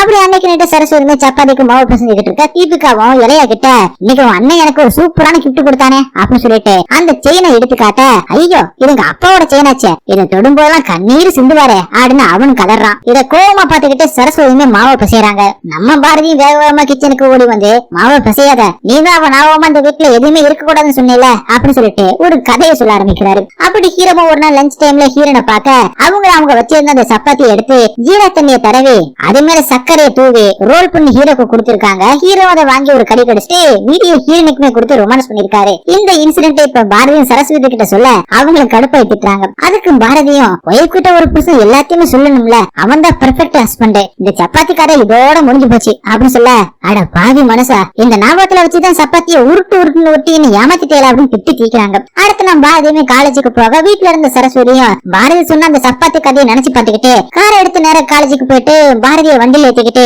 உன் காதல் கதையை முழுசா சொல்லி தொலை, இல்லன்னா தலையே வெடிச்சிடும் அப்படின்னு சொல்ல பாரதியுமே பிளாஷ்பேக் போறாரு. ஸ்கூல் ஆனுவல் டேக்காக ரெடி பண்ணிக்கிட்டு இருக்கும் போது ஹீரோன ஒரு டீச்சர் பாட்டு பாட சொல்லவும் தீபிகா இதுக்கு முன்னாடி பாரதி வீட்டுல பண்ண அந்த பாட்டை முறையா பாட அந்த பாட்டை கேட்டு ஹீரோவும் மெயின் மறந்து போயிடுறாரு. அப்படி அவங்களுக்குள்ள லவ்மே டெவலப் ஆக ஒரு நாள் ஹீரோன் அவங்களோட கால் கொலுசுல இருக்க ஒரு முத்த ஒரு வெள்ளி செயினை கொடுத்து ஹீரோக்கு போடுறாங்க. அப்படி இங்க பாரதியும் அதுக்கப்புறம் ஒரு முத்தம் கொடுத்தா அது எங்க அப்பா பாக்க நாங்க புரிஞ்சுட்டு அப்படி சொல்றாரு. அங்க கட் பண்ணி இப்ப தீபிகாவும் வீட்டுக்கு வந்ததும் அவங்க அப்பா கிட்ட இன்று நல்லபடியா முடிஞ்சிருச்சுப்பா, கண்டிப்பா எனக்கு வேலை கிடைச்சிடும், அடுத்த வாரம் ட்ரைனிங் ஆரம்பிச்சிடும், அதுக்கப்புறம் வேலை கன்ஃபார்ம் ஆயிடும், எனக்கு நல்ல சம்பளம் வர வரைக்கும் இந்த கல்யாண பேச்சே கொஞ்சம் தள்ளி வைக்கலாமே அப்படின்னு பீட்டர் விட அந்த நேரம் பார்த்து அவங்க அம்மா அங்கே வந்து எதுக்கு அந்த வீட்டுக்கு போன அப்படின்னு கேட்க அவங்க நம்ம வீட்டுக்கு வந்தாங்கல்ல அதான் நானும் அவங்க வீட்டுக்கு போனேன், நாளைக்கு வாழைப்பழ வீடு எப்படி இருக்குன்னு பாக்க வேணாமா, ஆனா அவங்க ரொம்பவே நல்லவங்கம்மா, எனக்கு விடவே இல்லையே, நான் தான் எங்க அம்மாவுக்கு இதெல்லாம் பிடிக்காதுன்னு சொல்லி கிளம்பிட்டேன் அப்படின்னு தீபிகாவை சொல்ல போய் மேல பொய்யா சொல்லி தெரியாத ஒழுங்க வீட்டுக்குள்ள போ அப்படின்னு அவங்க அம்மாவும் திட்டி அனுப்புறாங்க. அப்படின்னு பாரதியுமே கிளாஸ்ல பாடம் எடுத்துக்கிட்டு இருக்கும் போது சரஸ்வதியுமே கால் பண்ண கிளாஸ்ல இருக்கிறதுனால பாரதியுமே கட் பண்ணி விடுறாரு. ஆனா சரஸ்வதி விடாம போன் அடிச்சுக்கிட்டே இருக்கவும் எடுத்து பாரதியுமே பேச உங்க கள்ளத்தனம் வெளியில தெரிஞ்சு போச்சு, போனை கட் பண்றீங்களா, அந்த முத்தத்தை என்னால தாங்க முடியல அப்படின்னு சரஸ்வதியுமே சண்டை போட, என்னமா நீ ஒரே ஒரு முத்தம் அதுவும் 35 வருஷத்துக்கு முன்னாடி கொடுத்தா அதையே இப்ப பெருசுபடுத்துற அப்படின்னு பாரதியுமே சமாளிக்க எப்ப கொடுத்தா என்ன முத்தம் முத்தம் தானே அப்படின்னு சரஸ்வதியுமே காண்டாய் திட்டுறாங்க. உடனே பாரதியும் நான் கிளாஸ் ரூம்ல இருக்கமா அப்புறமா பேசுறேன் அப்படின்னு கட் பண்ணிடுறாரு. அடுத்ததான் பாரதியும் விமலா அப்புறம் மேரி கிட்ட நடந்ததெல்லாம் சொல்லி புலம்பிக்கிட்டு இருக்காரு. அப்ப அங்க லஞ்சு கொடுக்க வந்த இளையாவும் பாரதி கிட்ட லஞ்ச கொடுத்துட்டு அப்பா ஒரு 2000 ரூபாய் கொடுங்கப்பா அப்படின்னு கேட்க விமலாவும் எதுக்குற உனக்கு அவ்வளவு காசு அப்படின்னு கேக்குறாங்க. சின்னதா ஒரு பிரேக்கப் ஆயிடுச்சு அதுக்கு பார்ட்டி வைக்கணும் அப்படின்னு இளையாவும் சொல்ல அதுக்கு விமலாவும் என்னடா அசால்ட்ட சொல்ற, ஒரு எமோஷன் இல்ல ஒரு ஃபீல் இல்ல எதாத்தாம சொல்ற அப்படின்னு கேட்க அதுக்கு இளையாவும் பிடிச்சிருக்குன்னு சொல்லலாம் யோசிக்கலாம், பிடிக்கலன்னா உடனே சொல்லிட வேண்டியதானே அப்படின்னு சொல்ல நீ கிரேட்ரா 4 வார்த்தையில நறுக்குன்னு சொல்லிட்டு அப்படின்னு விமலாவும் சொல்ல அப்பதான் நாம தான் இன்னும் சரஸ்வதி கிட்ட எதையுமே சொல்லாம தட்டியா இருக்குமே அப்படின்னு சொல்லிட்டு பாரதி நினைக்கிறாரு. அப்பதான் விமலாவும் இந்த மாதிரி லவ் மேட்டர் உங்க அப்பா கிட்ட மறைக்கணும் அப்படின்னு உனக்கு தோணலையாப்பா அப்படின்னு கேட்க மறைக்கணும்னா பொய் சொல்லணும், பொய் நம்மள என்னைக்குமே காப்பாத்தாது, உண்மையும் டிரான்ஸ்பரன்சியும் தான் நம்மள எந்த ஒரு சிக்கல்ல இருந்து வெளியில கொண்டு வரும் அப்படின்னு இளையாவும் சொல்ல அதை கிட்ட பாரதிக்கு சுருக்குன்னு இருக்கு. அதனால சாதாரண வீட்டுக்கு போயிட்டு சரஸ்வதியை கூப்பிட்டு உட்கார வச்சு தன்னோட சொந்த கதை எல்லாத்தையுமே சொல்ல ஆரம்பிக்கிறாரு. ஒரு நாள் ஹீரோனோட பாட்டிமாவும் ஹீரோவை கூப்பிட்டு பாயாசம் கொடுக்குறாங்க. ஹீரோவும் என்ன விசேஷம் அப்படின்னு கேட்க அப்பதான் பாட்டிமாவும் இன்னைக்கு ஹீரோனோட பர்த்டே அப்படின்னு சொல்ல உடனே ஹீரோவும் சாக்லேட்டை வாங்கி ஊருக்கே கொடுத்துட்டு ஹீரோனுக்கு குடுக்கலாம் அப்படின்னு தேடிக்கிட்டு இருக்காரு. ஆனா ஹீரோன் ஆளை காணோம், ஊருக்கு ஒதுக்குப்புறமா இருக்கிற கோவில்ல இருக்கதா தெரிஞ்சுக்கிட்டு அங்கே போய் ஹீரோவும் ஹீரோனுக்கு சாக்லேட்டை கொடுத்துட்டு அப்படியே கட்டி பிடிச்சு முத்தத்தை கொடுத்துக்கிட்டு இருக்காரு. அத அந்த வழியா வந்து ஹீரோட அப்பா பாத்துட்டு காண்டாயி ஹீரோ வீட்டுக்கு வந்தது அட்டி பழக்கிறாரு. இதை பார்த்த ஹீரோட அப்பாவும் என்னங்க சின்ன பையனை போட்டு அடிச்சுக்கிட்டு இருக்கீங்க, அவன் என்ன தப்பு பண்ணா அப்படின்னு சொல்லிட்டு இப்படி சாத்திக்கிட்டீங்க அப்படின்னு சொல்லி ஹீரோவை அவங்க வீட்டுக்குள்ள கூட்டிட்டு போறாரு. அந்த நேரத்துலதான் ஹீரோட அப்பாவும் ஹீரோட அப்பா கிட்ட லூஸ் மாதிரி பண்ணாதையா அவன் பிள்ளைக்கு நடுவட்டில வச்சு முத்தத்தை பிடிச்சுக்கிட்டு இருக்காங்க அப்படின்னு சொல்ல ஹீரோட அப்பாவும் ஷாக் ஆகி பாக்க அந்த பக்கம் ஹீரோன ஒரு ஓரமா உட்காந்து அழுதுகிட்டே இருக்காங்க. அதுக்கப்புறமா என்ன வழக்கம் போல ஹீரோவும் கம்மாக்கார ஆத்தோரம் அப்படின்னு சொல்லிட்டு ஒரு பக்கமா லவ் ஃபெயிலியரை சுத்த இந்த பக்கம் ஹீரோன நட்ட நடு வீட்டுல உட்காந்துக்கிட்டு அழுதுகிட்டு இருக்காங்க. அதுக்கப்புறமா ஹீரோனோட அப்பாவும் வீட்டை காலி பண்ணிட்டு வெளியூருக்கு போயிடலாம் அப்படின்னு முடிவு பண்ணி திங்ஸ் எல்லாத்தையுமே வண்டியில ஏத்திக்கிட்டு ஹீரோனையும் ஹீரோனோட பாட்டியுமே கார்ல ஏத்திக்கிட்டு கிளம்புறாரு. அப்பதான் ஹீரோனும் போயிட்டு வரட்டுமா அப்படின்னு ஹீரோட அப்பா கிட்ட சொல்லிட்டு வரட்டுமா அப்படின்னு சொல்லிட்டு அவங்க அப்பா கிட்ட பெர்மிஷன் கேட்க அப்பாவோ சரி போயிட்டு வா அப்படின்னு சொல்றாரு. உடனே ஹீரோனும் நான் ஹீரோ கிட்ட சொல்லிட்டு கிளம்புறேன் அப்படின்னு கேட்க சரி சொல்லிட்டு போமா அப்படின்னு அவரும் சொல்ல நேரா ஹீரோனும் உள்ள போக அங்க ஹீரோவும் அழுதுகிட்டு இருக்காரு. அவருக்கு ஹீரோன் ஊருக்கு போறது தெரிஞ்சிருக்கு. ஹீரோனும் அழுதுகிட்டு நான் கிளம்புறேன் நீ அழாம இரு என்னால தாங்க முடியல அப்படின்னு சொல்லிட்டு அழுதுகிட்டே வந்து வண்டியில ஏற உள்ள இருந்த ஹீரோவும் வெளியில வந்து கார் டோரை திறந்து ஹீரோனை பார்த்து நீ வண்டி விட்டு இறங்கு எங்கேயுமே போகாத அப்படின்னு சொல்ல தப்பு பண்றப்பா அங்கிட்டு போப்பா அப்படின்னு கிளம்புற நேரத்துல பிரச்சனை பண்ணாத அப்படின்னு சொல்ல கடுப்பான ஹீரோவும் சார் நான் உங்ககிட்ட பேசல நீங்க அமைதியா இருங்க அப்படின்னு சொல்லிட்டு ஹீரோனை பார்த்து இவங்களுக்கு காதல்னா என்னன்னு புரியல நாம புரிய வைப்போம் இவங்க கண்ணுக்கு முன்னாடி வாழ்ந்து காட்டுவோம் அப்படின்னு சொல்ல காரை விட்டு இறங்கின ஹீரோனோ நீ சொல்றதா நானும் சொல்றேன் இவங்களுக்கு காதல்னா என்னன்னு புரிய வைப்போம் எங்க இருந்தாலும் நான் உன்னோட பாரியா தான் இருப்பேன் நீ எங்க இருந்தாலும் என்னோட பாரியா தான் இருப்ப 10 இல்ல 20 வருஷம் ஆனாலும் இது மாறாது எங்க அப்பா நினைச்சுக்கிட்டு இருக்காரு இங்க இருந்து போனா எல்லாமே மாறிடும்னு ஆனா நான் உன்னோட பாரியா தான் எப்பவுமே இருப்பேன் அப்படின்னு சொல்லிட்டு அங்க இருந்து போயிருக்காங்க அடுத்த கொஞ்ச நாள் கழிச்சு ஹீரோனோட கல்யாணத்துக்கு ஹீரோட அப்பாவும் போயிட்டு வந்தது மட்டும் இல்லாம நேரா ஹீரோ கிட்ட வந்து நீ ஏன் கல்யாணத்துக்கு வரல அப்படின்னு ஹீரோன் கேட்டா அப்படி சொல்ல ஹீரோவும் வெறுப்பாவ பாக்குறாரு அதுக்கு அப்பாவும் மனசுக்கு பிடிச்சவங்க நல்லா இருந்தா வருத்தப்படக்கூடாது வாழ்க்கைன்றது கிடைக்கிறத வாழ்றதுதான் அதுல வெற்றியும் கிடையாது தோல்வியும் கிடையாது எல்லாத்தையுமே கடந்து போனோம் அதை புரிஞ்சுக்கோ அப்படி சொல்லிட்டு ஹீரோன் உனக்கு ஏதோ கொடுத்து அனுப்பியிருக்கா அப்படின்னு அதை பாரு அப்படின்னு சொல்லிட்டு போக ஹீரோ அந்த பைய எடுத்து பாக்குறாரு அதுல இவர் ஹீரோனுக்கு கொடுத்த எல்லா பொருளும் இருக்கு அது கூடவே ஒரு லெட்டர் இருக்கு அந்த லெட்டர் ஹீரோவும் படிக்க அதுல ஹீரோனோ நீ வருவேன்னு நான் எதிர்பார்த்துக்கிட்டு இருந்தேன் ஆனா நீ வரல வந்திருந்தா நல்லா இருந்திருக்கும் நீ கொடுத்த எல்லாமே இதுல வச்சிருக்கேன் தப்பா நினைச்சுக்காத ஞாபகங்கள் எப்பவுமே சுமையாதான் இருக்கும் அப்படின்னு எழுதியிருக்காங்க அந்த லெட்டரை கசக்கி ஹீரோவும் போட இப்ப பாரதியும் அந்த கோவம் எல்லாத்தையுமே படிப்புல காட்ட ஆரம்பிச்சு படிப்புன்னு இருந்துட்டு அப்பதான் திடீர்னு ஒரு நாள் அவங்க அம்மாவும் வாடா பொண்ணு பார்க்க போலான்னு சொல்லி எடுத்துட்டு போய் உன்னை காட்டினாங்க சரஸ் உன்னை பார்த்ததுமே எனக்கு ரொம்பவே பிடிச்சு போச்சு அதுக்கப்புறம் இந்த காதெல்லாம் மறந்தே போயிட்டேன் உன் கூட வாழ்ந்த இந்த 25 வருஷத்துல உன்னை தவிர வேற எந்த ஒரு பொண்ணுமே நினைச்சு கூட பார்த்ததில்ல அப்படின்னு சரஸ்வதி கிட்ட சொல்ல சரஸ்வதியும் கண்ணு கலங்கி பாரதியோட தலையை பிடிச்சு உங்க வாழ்க்கையில நான் மட்டும்தான் அதை நான் புரிஞ்சுக்கிட்டேன் அப்படின்னு சொல்லி கட்டி பிடிச்சு சமாதானம் ஆகுறாங்க அங்க கட் பண்ணி இங்க தீபிகாவும் பாரு கூட ஓடி பிடிச்சு விளையாண்டுகிட்டு இருக்கும் போது பாரதியோட அந்த கொலுசோட செயின் வெளியில தெரியவும் அத தீபிகாவோட அம்மாவும் பாக்குறாங்க அதை பார்த்ததுமே அவங்களுக்கு பழைய ஞாபகங்களை வந்து அந்த செயினை யாரு கொடுத்தது அப்படின்னு கேட்க அப்பதான் தீபிகாவும் பாரதியோட போட்டோவை எப்பில காட்டி வசியோட அப்பாவோட செயின் தான் இது எனக்கு வசிதா போட்டு விட்டா அப்படின்னு சொல்ல அவங்களும் ப்ரொஃபைல்ல இருந்து சின்ன விஷயம் பாரதியோட போட்டோ எல்லாத்தையுமே பார்த்து கடுப்பாகி போன தூக்கி போட்டு உடச்சிட்டு இந்த கல்யாணம் நடக்கவே நடக்காது அப்படின்னு சொல்லிட்டு போறாங்க மத்தவங்களுக்கு ஒண்ணுமே புரியல ஏன் அம்மா இந்த மாதிரி சொல்லிட்டு போறாங்கன்னு அடுத்து நான் வசியுமே தீபிகாவுக்கு கால் பண்ணி பாக்குறான் அந்த போன் உடஞ்சதுனால கால் போகல அப்படி தீபிகாவோட அப்பாவுக்கு கால் பண்ணி பாக்குறான் அவருமே போனை கட் பண்ணி விடாரு பேசாம வசிக்கு என்னாச்சுன்னு புரியாம வைக்கிறான் அன்னைக்கு நைட்டு தீபிகாவோட அம்மா சோகமா உட்காந்துக்கிட்டு இருக்கவும் தீபிகாவோட அப்பாவும் அவங்க கிட்ட வந்து கல்யாணம் வேணாம்னு சொல்றதுக்கு ஏதாவது காரணம் இருக்கா அப்படின்னு கேட்டு பாக்குறாரு ஆனா அவங்களும் எதுவுமே சொல்லாம இருக்கவும் அமைதியா வெளியில போக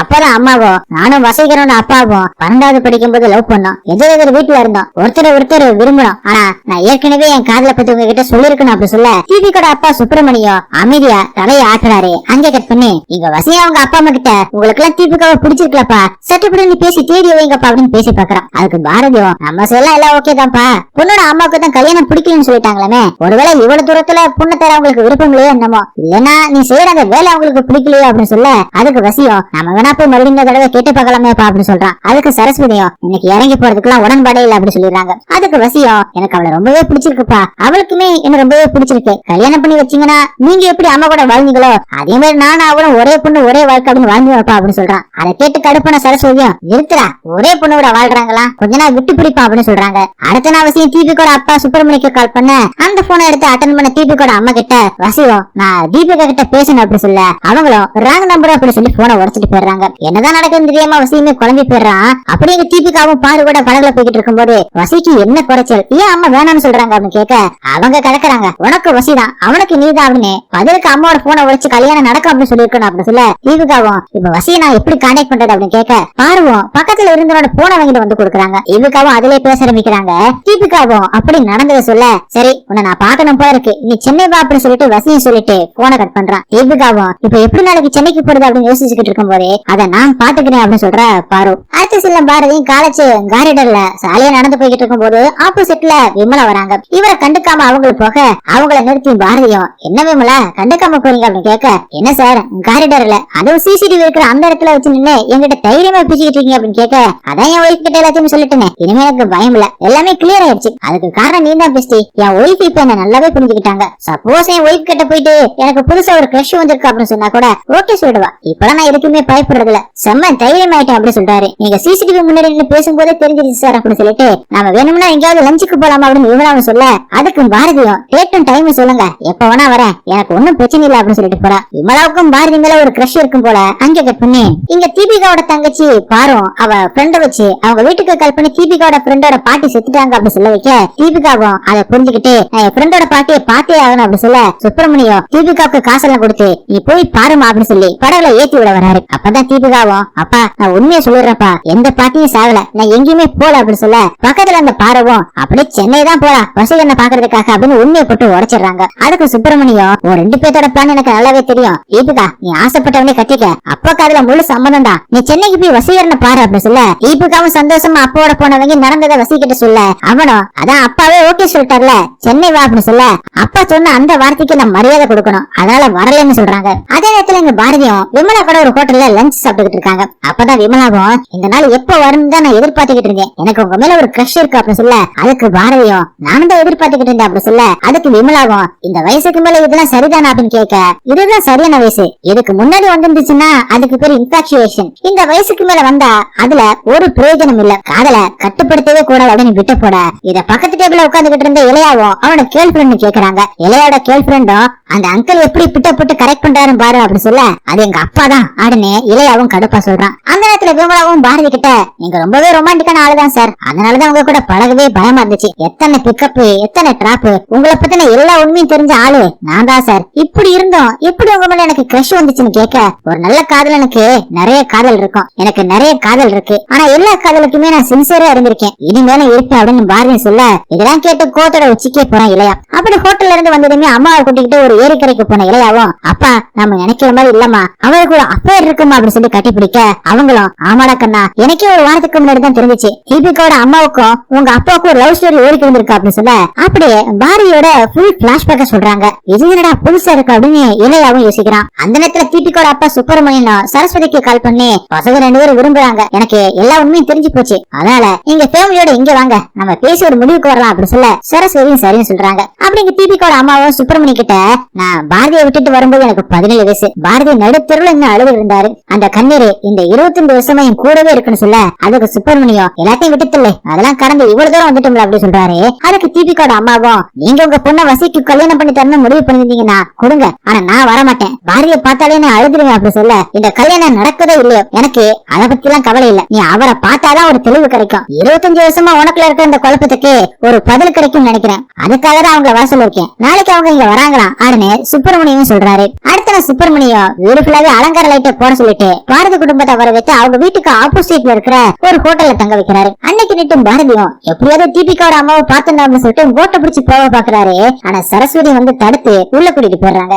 அடுத்த நாள் அதிகாலையில தீபிகாவும் வசிக்கு கால் பண்ணி அப்பா இன்னைக்கு நிச்சயதார்த்தம் பண்ணிட்டு கொஞ்ச நாள் கழிச்சு கல்யாணத்தை வச்சுக்கலாம்னு முடிவு பண்ணிருக்காரு, அதெல்லாம் முடியாது சீக்கிரமா வைங்க அப்படின்னு சொல்லிடு, உங்க அப்பா அம்மா கூட நீ போயிடாத, உனக்காக நான் போட் எடுத்துட்டு வரேன் அப்படியே சுத்தி பார்த்துட்டு போலாம் அப்படி சொல்ல வசியும் சரி வான்னு சொல்றான். எங்க நிச்சயத்துக்கு கிளம்பலாம்னு சொல்லிட்டு வசிய இளையாவும் தேட அப்பதான் கவியும் அவன் காலையிலே தீபிகா கூட போட்ல போனா நான் பார்த்தேன் அப்படி சொல்ல அதுக்கு சரஸ்வதியும் அவங்க அப்படியே நிச்சயத்துக்கு வந்துருவாங்க நீங்க கிளம்புங்க அப்படி சொல்றாங்க. அடுத்து எல்லாருமே கிளம்பி தீபிகாவோட வீட்டுக்கு வராங்க. ரொம்ப வருஷம் கழிச்சு தீபிகாவோட அம்மாவை பார்க்க போறோம் அப்படி சொல்லிட்டு பாரதி ஆவலா போய் உட்கார ஆனா தீபிகாவோட அம்மாவை காணோம். அவங்களும் ஒரு படகு எடுத்துக்கிட்டு நடு ஆத்துல நிறுத்தி வச்சுக்கிட்டு பழைய நினைவுகளை நினைச்சு பார்த்துக்கிட்டு இருக்காங்க. இதை பார்த்துட்டு வந்த பாருவோம் அவங்க அப்பா கிட்ட சொல்ல அவர் கூடவே பாரதியுமே இருக்காரு. சோனம் மழை வேற பெய்ய ஆரம்பிக்குது. அப்ப பாரதியும் சுப்பிரமணி கிட்ட தீபிகாவோட அம்மா சின்ன வயசுல இருந்தே இப்படிதான் சார், கோவம் வந்தா எங்கேயாவது தனியா போய் உட்காந்துக்குவா, அது கூட மழை வந்துச்சுன்னா அவ்வளவுதான் விட்டுட்டு வரவே மாட்டாங்க, ஒரு தடவை பூவை பூச்சிடவா படத்துக்கு போலாம் அப்படின்னு சொல்லிட்டு தீபிகாவோட அம்மா அவங்க அப்பா கிட்ட கேட்டிருக்காங்க.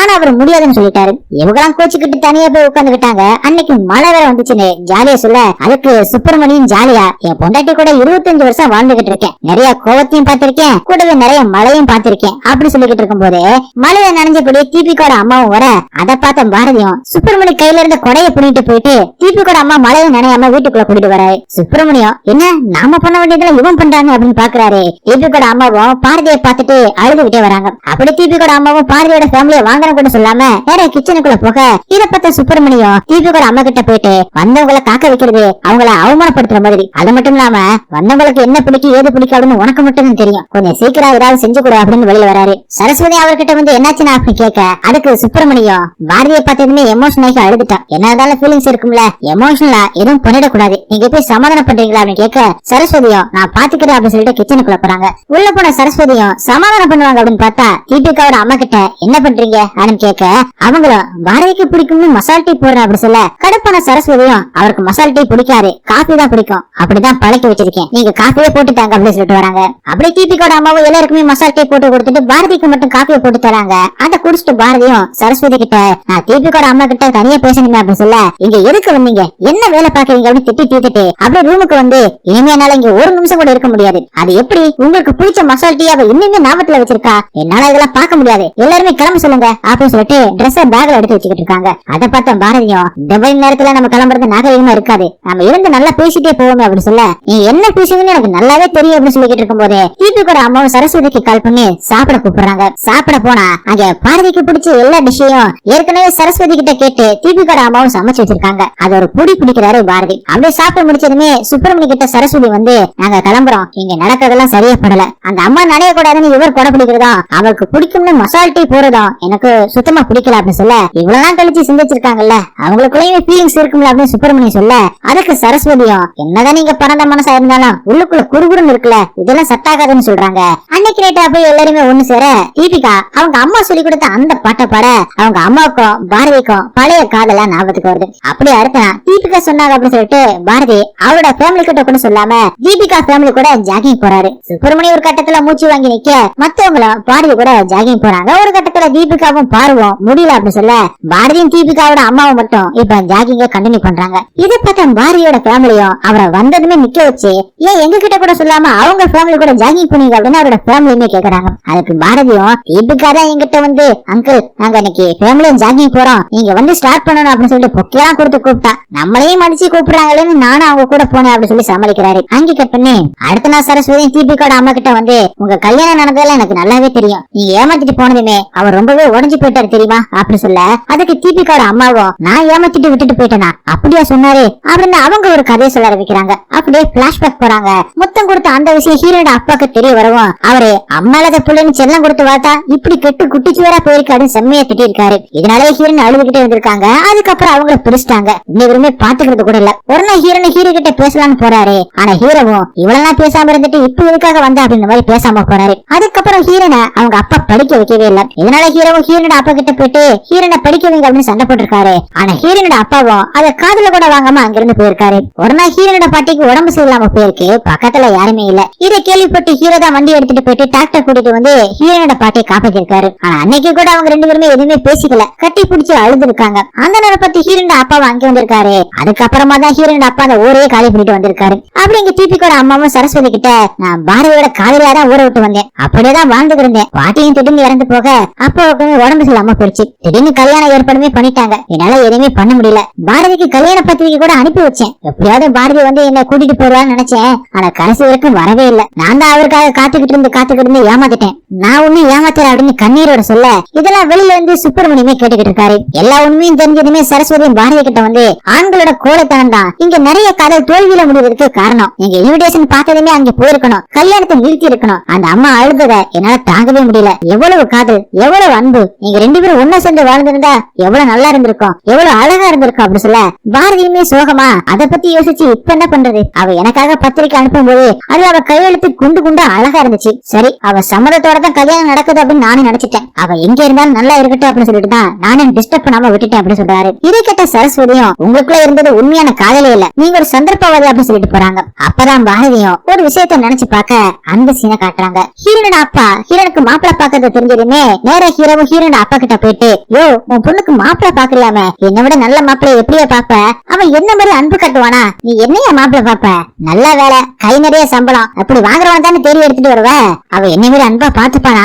என்ன மாதிரி காதல் செய்வானா, அவ என்னையும் மறக்க முடியாம கல்யாணம் பண்ண கூடயும் வாழ முடியாம தவிப்பாயா அப்படின்னு சட்டையை பூச்சி கேட்டு, எங்களை பிரிச்சுடாதீங்க அப்படின்னு கையெடுத்து கும்பிட்டு கேட்டிருப்பாரு. அதை நினைச்சு பார்த்து பாரதியும் தனியா நின்றுகிட்டு இருக்கிற தீபிகோட அம்மா கிட்ட பேச வராரு. பாரதியுமே அவங்க கிட்ட, இந்த மாதிரி ஒரு நாள் சந்திப்பு நடக்கும் அப்படின்னு நான் நினைக்கவே இல்ல. ஸ்கூல் படிக்கும் போது திருட்டுத்தனமா சயின்ஸ் லேப் பக்கமா மீட் பண்ணுவோமே, எப்ப ஊருக்கு போனாலும் அந்த இடத்துல கொஞ்ச நேரம் நின்றுட்டு தான் வருவேன், பழைய ஞாபகங்கள் எல்லாம் அப்படியே கூடவே வரும்னு சொல்றாரு. இது அந்த பக்கமா போட்ல வந்த தீபிகாவும் வசீகரனும் கேட்டுக்கிட்டு அங்கே நிக்கிறாங்க. அப்பதான் தீபிகோட அம்மாவும் பாரதி கிட்ட, போன்ல உங்களை பார்த்ததுமே மனசு அப்படியே நொறுங்கிடுச்சு, போனை தூக்கி போட்டு உடச்சிட்டு இனிமே இந்த கல்யாணமே நடக்காதுன்னு சொல்லிட்டேன். என் பொண்ணுக்கு எதுவுமே புரியல. அதுக்கப்புறமா தான் நான் சொல்லி புரிய வச்சேன். இனி நீங்க அந்த காதலிச்ச காலத்துல இருக்கீங்க போல, உங்க பேச்சிலையும் சிரிப்பிலையும் பழைய பாரதி தெரியவாரு அப்படின்னு சொல்லிட்டு போக, இது எல்லாத்தையுமே காது கொடுத்து கேட்டுக்கிட்டு இருந்த தீபிகாவும் வசியும் போட்ல உட்காந்துக்கிட்டு பேசிக்கிட்டு இருக்காங்க. அப்ப வசியும், நம்ம கல்யாணம் பண்ணிக்கிட்டா அடிக்கடி ரெண்டு குடும்பமும் மீட் பண்ண வேண்டியிருக்கும், பார்க்காம இருந்த வரைக்கும் மறைச்சு வச்ச அந்த காதல் பார்த்ததுமே மறைக்க முடியல. கல்யாணத்துக்கு அப்புறம் எங்க அப்பா உங்க அம்மாவையோ இல்ல உங்க அம்மா எங்க அப்பாவையோ பார்த்தா அவங்களுக்குள்ள காதல் ஏற்படுத்தின அந்த வழி அதிகமாகும். நம்மளாலதான் அவங்க சந்திச்சுக்கிட்டாங்க. ஆரம்பமே இப்படின்னா லைஃப் லாங்க எப்படி சமாளிப்பாங்க அப்படின்னு கேட்க, தீபிகாவும் அது கஷ்டம் தான், எங்க அம்மாவோட வழியை அவங்க போன உடைக்கும் போதே பார்த்தேன், காலம் காலம் கடந்தோம் அவங்களால எதையுமே மறக்க முடியல அப்படின்னு சொல்ல வசியம் நாம சேர்ந்து அவங்களை எதுக்கு கஷ்டப்படுத்தணும், அதுக்கு நம்ம பிரிஞ்சு போனா கூட இனிமே அவங்க பாத்துக்க மாட்டாங்க, எந்த காதல் வழியுமே வராதுல அப்படின்னு சொல்ல தீபிகாவும் வசியோட ரிங்க கலட்டி நாம பிரிஞ்சிடலாம் அப்படின்னு சொல்றாங்க. அவங்க பிரிய போற அந்த முடிவை வீட்டுல வந்து எல்லாருமே கூப்பிட்டு சொல்றாங்க. எல்லாருக்குமே திக்குன்னு இருக்கு. அப்பதான் பாரதியம் விட்டு குடுக்குறீங்களா, அதெல்லாம் தீபிகாவோட அம்மா கிட்ட நான் பேசிட்டேன், நீங்க எப்படி பண்றது எங்களுக்கு கில்ட்டியா இருக்கு, பேசாம கல்யாணம் பண்ணிக்கங்க அப்படின்னு சொல்றாரு. அதுக்கு வசியம் வாழ போறது நாங்க தான், அதனால முடிவெடுக்கிறது நாங்க தான், காலம் ஒன்னும் எந்த ஒரு காதலையுமே அழிச்சிடாதுப்பா, அன்னைக்கு தீபிகாவோட அம்மாவோட கண்ணீரையும் பார்த்தோம், அன்னைக்கு நீங்க பாட்டப்படி கொண்டாடினதையும் பார்த்தோம், நாங்க எடுத்த முடிவுதாப்பா கரெக்ட், எந்த காதலையும் முழுசா மறந்துட முடியாதுப்பா, நீங்க சொல்ற அந்த பொயில எங்க வாழ்க்கை ஆரம்பிக்க வேணாம், இதுக்கு மேல யாருமே இதை பத்தி பேச வேணாம் அப்படின்னு வசியம் சொல்றான். அப்பதான் சரஸ்வதியும் டேய் நீ விட்டு கொடுத்த என்ன போகுது, இது காலம் கடந்த ஞாபகம் அவ்வளவுதான் அப்படின்னு சொல்ல உடனே பாரதியும் நாங்க பிரியும் போது ஞாபகங்கள் ஒரு சுமதா அப்படின்னு தீபிகாவோட அம்மா சொன்னா. ஆனா அதை பார்த்ததுமே எனக்கு ஒரு கோவம் வந்துச்சு, ஆனா அவ சொன்னது சரிதான், ஞாபகம் ஒரு சுமைதான், இருக்கிற சூழ்நிலையும் மறந்து பழச நினைக்கிறது 10 பைசாவுக்கு பிரயோஜனம் இல்ல, ஒருவேளை நாங்க சந்திக்காம இருந்திருந்தா அந்த காதல் தோழியாவே இருந்திருக்கும், ஆனா இப்ப மகிழ்ச்சி அவங்கள வாழ வச்சு பாக்கணும் அப்படின்னு இருக்கும் அப்படின்னு சொல்ல தீபிகோட அம்மாவும் அவங்க கிட்ட வந்து நீங்க 2 பேரும் வாழப்போற வாழ்க்கை தான் எங்களுக்கு வெற்றி, பைத்தியக்காரத்தனமா பேசாம கல்யாணம் பண்ணிக்கோங்க அப்படின்னு சொல்ல அதுக்கு வசியம் கல்யாணம் ஒரு நாள் உறவு இல்ல, அடிக்கடி சந்திக்கிற மாதிரி இருக்கும், சந்திக்க போதெல்லாம் பழைய நினைவுகளா வரும், அந்த வேதனைலாம் உங்களுக்கு வேணாம் ஆண்டி அப்படின்னு தீபிகோட அம்மா கிட்ட சொல்ல உடனே பாரதியும் எங்களால வழியை தாங்க முடியாது அப்படின்னு சொல்லிட்டு இப்ப நீங்க 2 பேரும் புரியுறீங்களா, அது உங்களுக்கு வழியை தராது அப்படின்னு கேட்க அதுக்கு வசீகரனும் இந்த கால காதல நாங்க ஈஸியா கடந்து போவோம் அப்படின்னு சொல்லிட்டு வெளியில போறான். அப்பதான் பாரதியும் தீபிகோட அம்மா கிட்ட பேசும்போது நடந்ததை நினைச்சு பாக்குறாரு. தீபிகோட அம்மாவும் பாரதி கிட்ட நீ கல்யாணத்துக்கு வருவ அப்படின்னு நினைச்சேன், ஆனா நீ வரல அப்படின்னு சொல்லிட்டு இருக்கும் போதே அங்க சரஸ்வதி சுப்பிரமணியும் வராங்க. அப்ப சரஸ்வதி தீபிகோட அம்மா கிட்ட உங்க காதல் தோத்து போனது எனக்கு கொஞ்சம் வருத்தமா தான் இருந்துச்சு, நைட்டு ஃபுல்லா எவ்வளவு ஃபீல் பண்ண தெரியுமா அப்படின்னு சொல்ல அதுக்கு சுப்பிரமணியம் உங்க காதல் எங்க தோத்து போச்சு, உங்க பையன் மூலமும் என் பொண்ணு மூலமும் கண்டினியூ ஆகும்ல, காதல்னா என்ன புனிதமான ஒரு அன்பு அப்படின்னு சொல்லியிருக்காரு. அதை நினைச்சுக்கிட்டே பாரதியும் வெளியில வர அவருக்கு பின்னாடி அவரோட ஃபேமிலியே வருது. இதை பார்த்த இளையாவும் வசிக்கிட்ட போயிட்டு அப்பா பண்ணது புனிதமான லவ் நினைச்சுக்கிட்டு நீ விட்டு தர, அவர் பண்ண சில்மிசத்தை சொல்றேன் பாரு அப்படின்னு சொல்லிட்டு பாரதியோட போனை வாங்கி இருக்கிற ஆம்பளைங்க நம்பருக்கு எல்லாம் போன் பண்ணி பாக்க அது எல்லாமே பொண்ணுங்களுக்கு தான் போகுது. போனை அட்டன் பண்ணவங்களாம் பாரதி தான் பேசுறாரு அப்படின்னு நினைச்சுக்கிட்டு சொல்ல விடுறாங்க. இதை பார்த்த மொத்த ஃபேமிலியே சிரிக்கிறாங்க. வசியம் அம்மா என்னமா இதெல்லாம் அப்படின்னு கேட்க அதுக்கு சரஸ்வதியும் ஏய் சும்மா இருங்கடா அப்பாவை கலாச்சுக்கிட்டு, அவர் பொண்ணுங்களை பத்தி சும்மா லைட்டா சொல்ல விட்டு பேசுவாரு, மத்தபடி அவர் மனசுல இருக்கிறது இந்த சரசு மட்டும்தான் அப்படின்னு சொல்ல தீபிகாவும் இப்ப உங்களுக்கு கல்யாணம் பண்ணி வைக்க போறீங்களா இல்ல நாங்களே பண்ணிக்கிட்டோமா அப்படின்னு கேட்க இளையாவும் பாரதியை பார்த்து கண்ணடிக்க பாரதியுமே பதிலுக்கு கண்ணடிக்கிறாரு. வசியை சம்மதிக்க வைக்கிறதுக்காக 2 பேரும் சேர்ந்து போட்ட பிளான் தான் இது. அப்படி அவங்க 2 பேத்துக்குமே கல்யாணம் நடக்குது. திரும்ப ப்ரொஃபசர் பாரதி தன்னோட கிளாஸ் பசங்களுக்கு மனசு கத்துக்கிற மொத்த விஷயமே பொய் தான், குழந்தைக்கு அவங்க அம்மா நிலா நிலா ஓடிவா அப்படின்னு சொல்லும் போதே அந்த பொய் ஆரம்பிக்குது. பொய் இல்லாம இந்த உலகமும் இல்ல உறவும் இல்ல, மகிழ்ச்சியான வாழ்க்கைக்கு பொய் அவசியம்னு சொல்லி முடிக்க இந்த படத்தை அப்படியே முடிக்கிறாங்க.